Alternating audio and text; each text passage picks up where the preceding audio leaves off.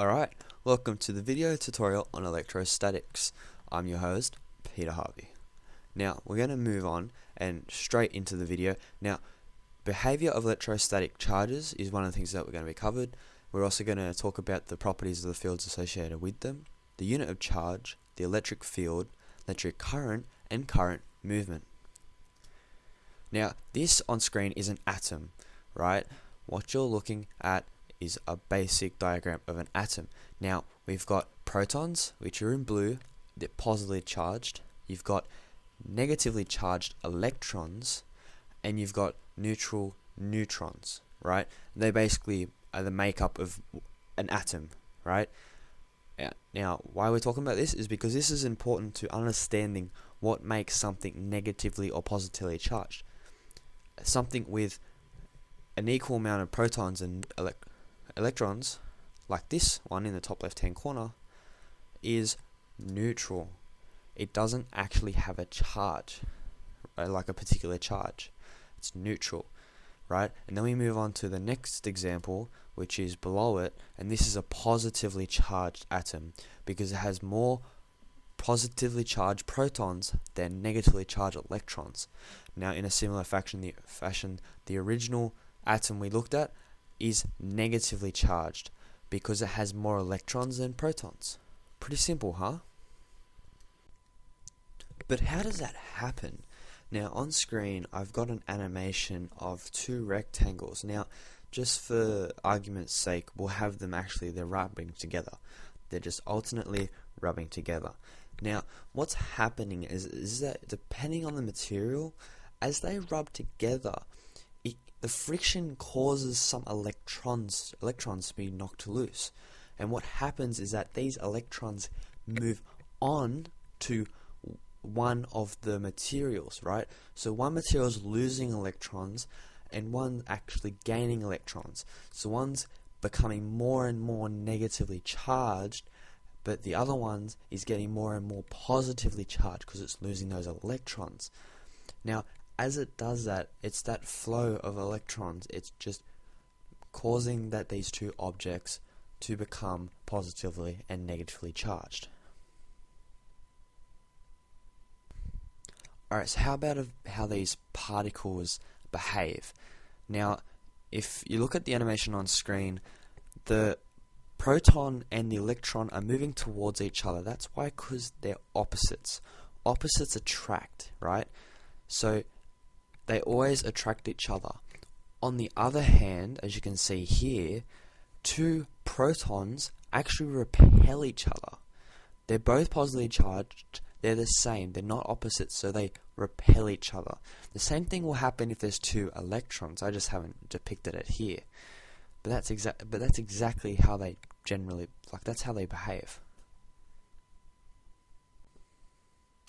Now for the unit of charge, which is the Coulomb, named after Charles Coulomb, 1706 to 1806. Now look at this picture. Now that's a top bloke. Give a man a beer. Honestly, yep, that's right. Put a beer in his hand. He deserved it. Now we're going to look at the electric field. Now on screen is an image, right, of a basic diagram of the electric field. What you see is these field lines coming out of the positively charged atom or particle, right? And the field is kind of going towards and into the negatively charged, right? Now this goes back to the rubbing materials together. Basically, what you've got is electrons moving to the negatively charged, which is what makes it negatively charged. So we can move on. Now, to understand the electric field, we need to understand a field, right? A field is a region of space where an object experiences force, right? So basically, it's just a field of space. There's nothing there, but it experiences force. Now, this is a fundamental part of physics in many situations. Now, we can move on from there to describe the electric field. Now, the electric field is equal to force per unit charge, right? So what we're looking at is a region of space where an object experiences force, right? And when we're talking about an electric field, it is equal to the force it's equal to the charge. It's relative to the charge, right? And we can see that through this equation, right? Now, so we can see E, electric field, right, is equal to force per unit. So the F is for force and the Q is for unit. Now we'll understand when we get it to the next slide.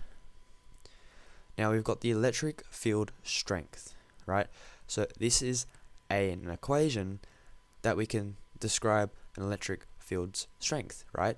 E, right, is electric field, right? It's a vector, which means it has a magnitude and direction, right? And that's equal to force divided by Q. Now Q is representative of the electric charge, right? So basically, if it's positively charged, this will be a positive number. Otherwise, this Q will be a negative number, negatively charged, right? So pretty easy to understand. Now we move on to the equations. We've got this triangle, right? Now on the left hand side, you've got all the equations that the triangle summarizes, right? And we can see that E equals F divided or over Q, right, is there. Our main equation is there. But we can find out all these other equations by using the triangle. As you can see, we can use a triangle to basically, all you have to do is cover one letter and that equals whatever you just covered up, right? Pretty simple, huh? Right? So basically we've got the electric field strength.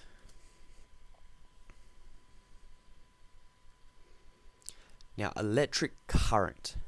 Electric current is the rate of flow of charge through a region, the field, under the rate of flow of charge through a region under the influence of an electric field, right? So basically that's pretty simple, right? The rate of flow, right? Now this is measured in coulombs per second, right? So there's a coulomb again. We learnt that further back into the presentation, right? But it's more commonly known as amperes, right? Much easier to remember, and it's what's generally used. But as you can see, coulombs relates just back to the more of those the numbers, right? Just the equations and how it all connects together.